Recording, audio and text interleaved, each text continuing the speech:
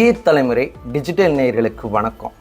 சிவகங்கை மாவட்டம் மானாமதுரை மண்பாண்ட சொசைட்டி, இந்த சொசைட்டியை சுற்றி சுமார் ஒரு 350க்கு மேற்பட்ட குடும்பங்கள் இந்த மண்பாண்ட பொருட்களை செய்கிறத தங்களுடைய பாரம்பரிய குலத்தொழிலாக செஞ்சுட்டு வராங்க. மானாமதுரையில் தயாரிக்கின்ற மண்பாண்ட பொருட்கள் உலக பிரசித்தி பெற்றது.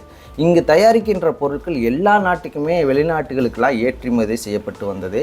இந்த மண்பாண்ட பொருட்களுக்கு இன்னொரு அந்தஸ்தை கொடுக்குற விதமாக கடந்த வருடம் மத்திய அரசு புவிசார் குறியீடை கொடுத்துச்சு. அதில் இருந்து இங்கே தயாரிக்கிற பொருட்கள்லாம் இன்னொரு இடத்துக்கு போயிடுச்சு.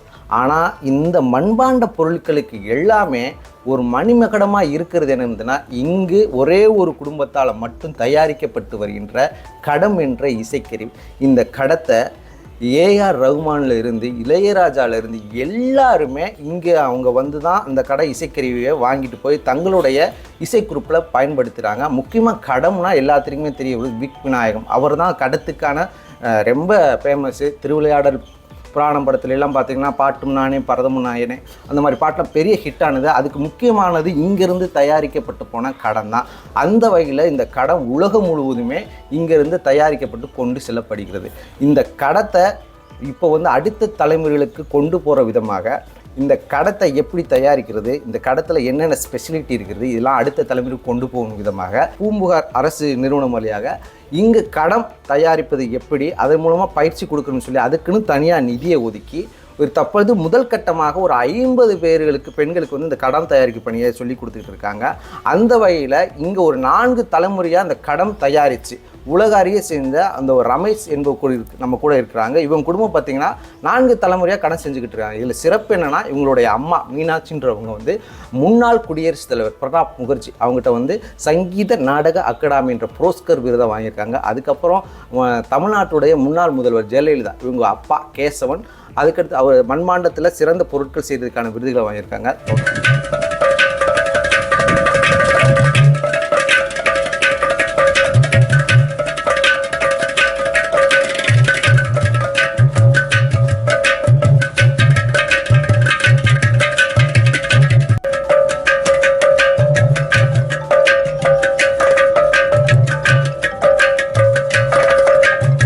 4 தலைமுறையாக கடன் செஞ்சுக்கிட்டு வர்றீங்க. இந்த கடன் உங்களுக்கு எவ்வளவு முக்கியம் வாய்ந்தது? உங்கள் அப்பா அம்மா இந்த கடன் செய்கிறத பற்றி உங்களுக்கு எப்படி கற்றுக் கொடுத்தாங்க? உங்கள் குடும்பத்தை பற்றியும் இந்த கடன் செய்கிறத பற்றியும் கொஞ்சம் தெளிவாக சொன்னாலும் இருக்கும். நாங்கள் வந்து பூர்வீகமாகவே இந்த மண்பாண்ட தொழிலில் வந்து ஈடுபடுறவங்க. எங்களுக்கு தொழிலே மண்பாண்ட தொழில் தான். இந்த 4 ஜெனரேஷனாக நாங்கள் வந்து செஞ்சுக்கிட்டு வரோம். இந்த மண்பாண்ட தொழிலே வந்து எங்கள் தாத்தா காலத்துலேருந்து இந்த இசைக்கு தேவையான இந்த கிடத்தை வந்து செஞ்சுக்கிட்டு வராங்க. அதை வந்து எங்கள் ஐயா மூலமாக நான் வந்து கற்றுக்கிட்டேன். எங்கள் ஐயா தான் எனக்கு முத குரு, வெள்ளச்சாமி வேளாறு. எங்கள் அப்பா கேசவன், எங்கள் அம்மா இவங்கள்ட்ட இருந்து சிறு வயதுலேருந்து சுமார் 9-10 வயசுலேருந்து இந்த தொழிலை கற்றுக்கிட்டு வரேன். எனக்கு என்னென்னா, இந்த தொழிலை வந்து எங்கள் ஐயா அப்பா எல்லோரும் செய்யல வந்து வெளியூர்லேருந்து வித்வான்கள் வாங்க வருவாங்க. அப்போ வந்து அதை வாசித்து பார்த்துட்டு வாங்கையில் வந்து நம்மளை தேடி வந்து வகையில் பொதுவாக பார்த்திங்கன்னா இதில் வந்து ரொம்ப இருக்க வந்து பிராமின்ஸ் தான் நிறையா வந்து வாங்க வருவாங்க. அது நம்ம வீட்டில் வந்துட்டு உட்காந்து காஃபி வாங்கிட்டு வா, டீ வாங்கிட்டு வந்து சாப்பிட்டுட்டு இதை வந்து கிடத்தெல்லாம் பார்த்து சுருதி பார்த்து எடுத்துக்கிட்டு இருப்பாங்க. அப்போ வந்து இந்த ஐயா மாதிரி அப்பா மாதிரி நம்மளும் செஞ்சான்னு சொல்லிட்டு எனக்குள்ளே ஒரு ஆர்வம் வந்துச்சு. அப்போ கேட்டுக்கிட்டு எங்கள் அப்பா ஐயா எனக்கு பேசிக்காக வந்து மண்பாண்ட தொழிலை சொல்லி கொடுத்தாரு. அதில் இருந்து எங்கள் அப்பா மூலமாக எங்கள் அப்பா எனக்கு குரு, தாய் தந்தை தான் எனக்கு வந்து குரு. அவங்க வந்து முழுசாக வந்து இதை நம்ம பாரம்பரியமாக 4 தலைமுறை செஞ்சிட்டோம், இதை வந்து இந்த தொழிலை நம்ம கட்டி காப்பாற்றணும், நம்மளை தேடி ஆயிரக்கணக்கான பேர் வந்துக்கிட்டு இருக்காங்க, இன்னும் ஆயிரக்கணக்கான பேர் லட்சக்கணக்கான பேர் உருவாகணும், அதுக்கு என்னவோ தேவையோ நான் கற்றுத்தாரேன், நீனும் மேற்கொண்டு கற்று செய்யணும்னு சொல்லிவிட்டு எனக்கு வந்து எங்கள் அப்பா அம்மா சொல்லி கொடுத்தாங்க. அதன் வழியில் வந்து இன்ன வரைக்கும் நான் வந்து செஞ்சுக்கிட்டு வந்துக்கிட்டு இருக்கேன்.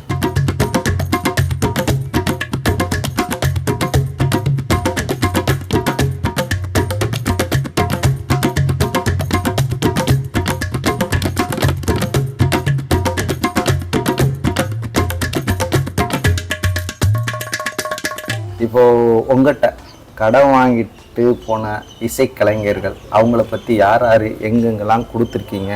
அந்த உங்களுடைய கடன் எந்த நாட்டுக்கெல்லாம் ட்ராவல் பண்ணியிருக்கு? அதில் ஏதாச்சும் சுவாரஸ்யமான சம்பவங்கள் இருந்தால் நீங்கள் சொல்லலாம். நாம் சின்ன பிள்ளையா இருக்கையில் வந்து மெட்ராஸுக்கெலாம் எங்கள் அப்பா தான் கிடம் கொண்டு போவார், கூட்டிகிட்டு போக சொல்லுவேன். அவர் வந்து நீ சின்ன பிள்ளாடா இப்போ வேணாம்டான்னு சொல்லுவார். ரொம்ப மல்லு கட்டுவேன், சண்டை ஓடுவேன். அப்போ வந்து யதார்த்தமாக நீ போயிட்டு வாடான்ட்டு ஒரு வட்டம் முதல்ல பிக்கு விநாயகராமுக்கு 10 கிடத்தை எனக்கு ஏற்றி விட்டார். சுமார் 16 வயசு இருக்கும். 10 கிடத்தை நான் ஏற்றி கொண்டு எக்மோரில் போயிட்டு இறக்கி வச்சுட்டு இருந்தேன். அப்போ வந்து சொன்னோன்னே அந்த கிடத்தை கொண்டு போகணும்னு டாக்ஸிக்காரர்கிட்ட கேட்டேன். இங்கே திருவள்ளிக்கண்ணி சாமி வீட்டுக்கு போகணுமான்னு கேட்டாங்க. ஆமாம் அப்படின்னு. அப்போ வந்து 60 ரூபா டாக்ஸி ஆர்டர் கொடுத்தேன். அங்கே கொண்டு போய் கொடுத்து இறக்கிட்டு வந்தேன். முதல் அனுபவம் விநாயகராம் சார் வீட்டுக்கு தான் நான் முத போனேன் சின்ன பிள்ளையா இருக்கையில் கிடம் கொண்டுக்கிட்டு. கடத்துல என்ன மாதிரி வெரைட்டிஸ்லாம் இருக்கு? இப்போ இப்போ இது ஒரு கடம்னா ஒரு தட்டு தட்டுனா ஒரு சவுண்ட் வரும், இன்னொரு கடம்னா இன்னொரு தட்டு சொல்லலாம். அது எப்படி கரெக்டாக ஸ்கேலை பிடிச்சி எப்படி அந்தந்த இசைக்கலைங்க அவங்களோட திருப்தி எப்படி அவங்கள படுத்துறீங்க, அவங்க கேட்குறது எப்படி கொடுக்குறீங்க? இப்போ வந்து பொறுத்த வந்து ஜி ஷார்ப்புன்னுவாங்க, அஞ்சரை, அதெல்லாம் வந்து நிறையா வந்து அமையாது. அந்த அஞ்சரை கட்ட சுருதியெல்லாம் வந்து இப்போ வந்து நம்ம வந்து அது கண்டிப்பாக வேணுன்றதுனால வந்து அந்த காலத்தில் வந்து எங்கள் ஐயா காலத்தில் நாங்கள் சுள்ளையில் யதார்த்தமாக அமையும் செய்வாங்க, அது அவங்களையும் ஏமாற்றிவிடும். இதெல்லாம் மாற்றுறதுக்காண்டி சுமார் 13 வருஷமாக வந்து என்னோட சொந்த உழைப்புலையும் கிடா ஆர்டிஸ்ட் வித்வான்கள் சில உதவியிலையும் ஒரு எலக்ட்ரிக் ஃபர்னஸ் செஞ்சேன். அதில் வந்து செஞ்சு அவங்களுக்கு தேவையான குவாலிட்டி, அது என்னோட ஆசை, இந்த மாதிரி செஞ்சால் நல்லா இருக்குமேன்னு சொல்லிட்டு.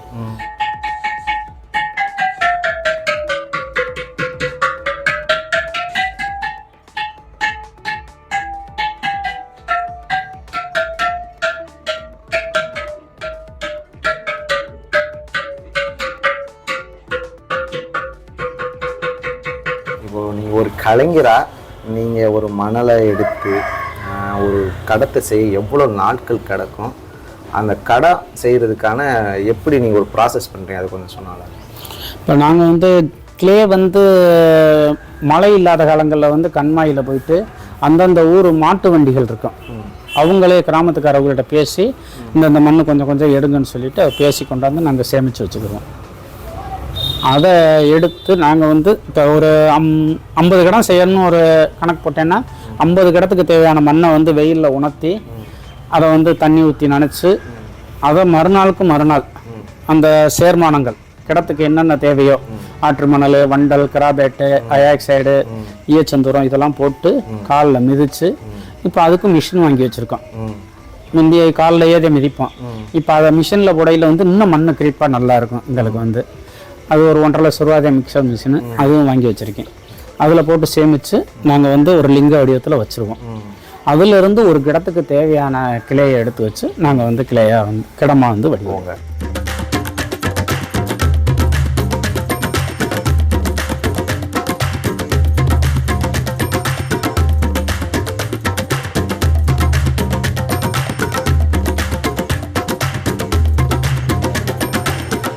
உங்கள் கடன் வாசிச்சிக்கப்பா, என் கடன் இந்த பார்க்க சிறப்பாக சவுண்டு கொடுத்துருக்குப்பா, இதை பார்க்கையில் நான் செஞ்ச வேலைக்கு எனக்கு ஆத்ம திருப்தி, பார்க்கவே எனக்கு ரொம்ப சந்தோஷமா அப்படின்ற உங்கள் கடன் பேர் வாங்கி கொடுத்த ஒரு பாட்டு, சில பாட்டுகள், ஒரு பாட்டு சில பாட்டுகள், எல்லா பாட்டுமே அந்த காலத்துல இருந்து இந்த காலத்து வரைக்கும் இருக்கு. உங்களுக்கு நான் எனக்கு சின்ன பிள்ளையில முத கேட்டேன்னா தண்ணீர் படத்துல வந்து இந்த கண்ணான பூமுகனே கண்ணுரங்கு சூரியனேன்னு ஒரு தாலாட்டு பாட்டு இருக்கும். அந்த பாட்டு இப்போ கையில் எனக்கு உண்மையிலேயே எங்கள் அம்மா தாளாட்டுற மாதிரியே எனக்கு இருக்கும். அது ரொம்ப அம்சமாக இருக்கும்.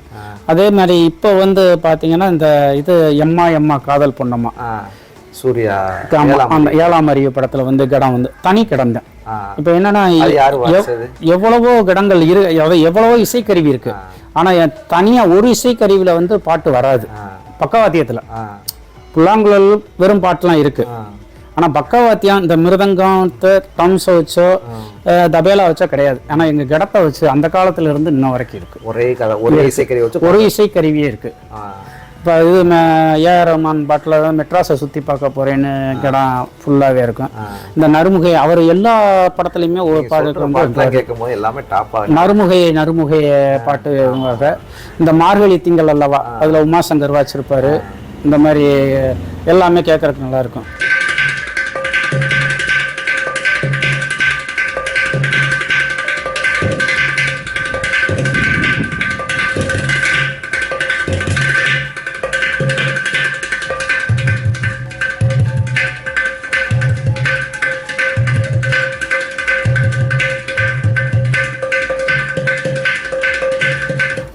இந்த தொழிலில் இப்போ வந்து அரசு வந்து பூம்புகார் அப்படின்ற ஒரு அரசு நிறுவனம் மூலமாக வந்து இந்த பொருளை வந்து ஒரு 20 பேர்த்துக்கு சொல்லி கொடுக்கறதுக்கான உங்களுக்கான ஃபண்டையும் ஒதுக்கி அதுக்கான ஒரு வாய்ப்பையும் கொடுத்துருக்கு. இப்போ இந்த தொழிலை கற்றுக்க வர்றாங்களே பெண்கள், அவங்களாம் எப்படி கற்றுக்குறாங்க, இந்த தொழிலை கற்றுக்கிறது எவ்வளவு சிரமம், எவ்வளவு அறிவுபூர்வமான விஷயம், அதெல்லாம் கொஞ்சம் எப்படி கற்றுக் கொடுக்குறீங்க? இது கற்றுக் கொடுக்கறதுக்கு முன்னாடி இன்னொரு விஷயத்தையும் சொல்கிறேன். இந்த தொழில் வந்து உண்மையிலே வந்து எங்களுக்கும் வித்வான்களுக்கு மட்டும்தான் தெரியும் இந்த தொழில். இன்னொன்று இது மற்ற கடைகளில் எங்கேயே கிடைக்காது. நாங்கள் தயார் பண்ணுவோம், நேரடியாக எங்கள்கிட்ட வந்து செலக்ட் பண்ணி வாங்கிட்டு போவாங்க. இதை வச்சு ஜீவனாம்சம் பண்ண முடியாது. இது வந்து தொழில்நுட்பமாக வந்து வச்சுருப்போம், எப்போ வேணாலும் வரும். அதனால் இல்லைன்னு சொல்லாமல் வந்து நாங்கள் வச்சுருப்போம் இந்த தொழில். அதேமாதிரி இதை கஷ்டப்பட்டு இப்போ நீங்கள் முன்னாடி அவார்டு சொன்னீங்கல்ல, எத்தனையோ எம்புடோ கஷ்டப்பட்டு இதை வந்து தொழிலை வந்து உலகத்துக்கு காட்டணும்னு சொல்லி செஞ்சு செஞ்சு செஞ்சு செஞ்சு எல்லாத்துக்கும் காட்டணும். அதில் வந்து எங்கள் அப்பா காலத்தில் வந்து இன்னும் ரொம்ப எல்லாம் செய்வேன். இப்போ நான் இதில் மண்ணிலே புல்லாங்குழல் செய்வேன், மிருதங்கம் செய்வேன்.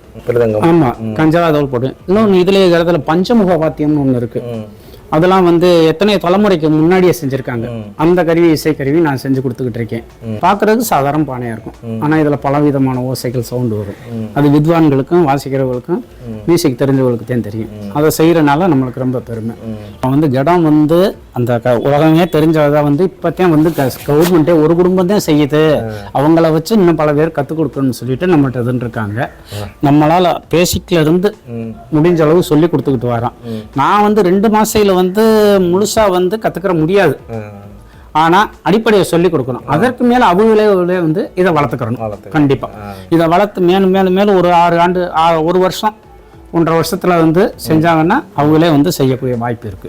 ஆனா இதுக்கு உண்டான முழு இதையும் வந்து நான் சொல்லி கொடுக்குறேன்.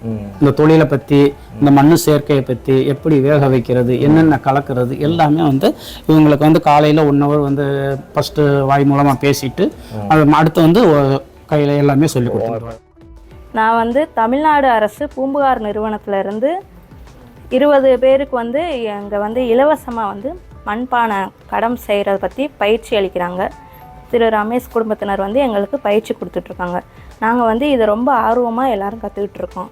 முதல்ல வந்து அகல் விளக்குலேருந்து இப்போ பானை செய்கிற வரைக்கும் எங்களுக்கு ட்ரைனிங் கொடுத்துக்கிட்டு இருக்காங்க. இதை வந்து நாங்கள் ரொம்ப யூஸ்ஃபுல்லாக நினைக்கிறோம். எங்களுக்கு பின்னாடி காலத்தில் வந்து எங்களுக்கு இது ஒரு வருமானம் ஈட்டுற தொழிலாக நாங்கள் இதை நினச்சி சந்தோஷமாக செஞ்சுட்ருக்கோம். தமிழ்நாடு பூம்புகார் நிறுவனத்திலேருந்து ஒரு 20 பெண்களுக்கு பயிற்சி கொடுக்குறாங்க கடம் தயாரிக்கிறதுக்காக. அதில் வந்து ஃபஸ்ட்டு சொல்லிக் கொடுக்குறவங்க வந்து ரமேஷ் மோகனான்றவங்க. அவங்களுக்கு வந்து இப்போ நாங்கள் வந்து கிளியாஞ்சிட்டியிலேருந்து ஆரம்பித்து இப்போ சிறிய கடம் வரைக்கும் செஞ்சுருக்கோம். 2 மாத கால பயிற்சி. அதில் வந்து 1 மாதம் முடிஞ்சிருக்கு. இந்த 1 மாதத்தில் கடம் முழுசாக கற்றுக்குறோன்ற நம்பிக்கை எங்களுக்கு இருக்குது. நான் சின்ன பிள்ளையிலேருந்தே எனக்கு கொஞ்சம் இன்ட்ரெஸ்ட்டு. நான் சின்ன பிள்ளையிலேருந்தே கொஞ்சம் பழகினனால சரின்ட்டு இந்த ட்ரைனிங்கில் வந்து சேர்ந்துருக்கேன். இப்போ 1 மாதம் வந்து பயிற்சி கொடுத்துருக்காங்க. நான் இப்போ கொஞ்சமாக கற்றுக்கிட்டு ஓரளவுக்கு கடம் வந்து நல்லா வருது. இன்னும் 1 மாதம் இருக்குது, நல்லா இம்ப்ரூவ் ஆகி ஓரளவுக்கு கற்றுக்குருவோம். இதை நான் கற்றுக்கிட்டேன்னா எனக்கு ஃப்யூச்சரில் வந்து கைத்தொழில் வந்து நல்லா இதாக வரும். இதை வச்சு நாங்கள் வந்து பின்னுக்கு வந்து நல்லா யூஸ்ஃபுல்லாக இருக்கும்.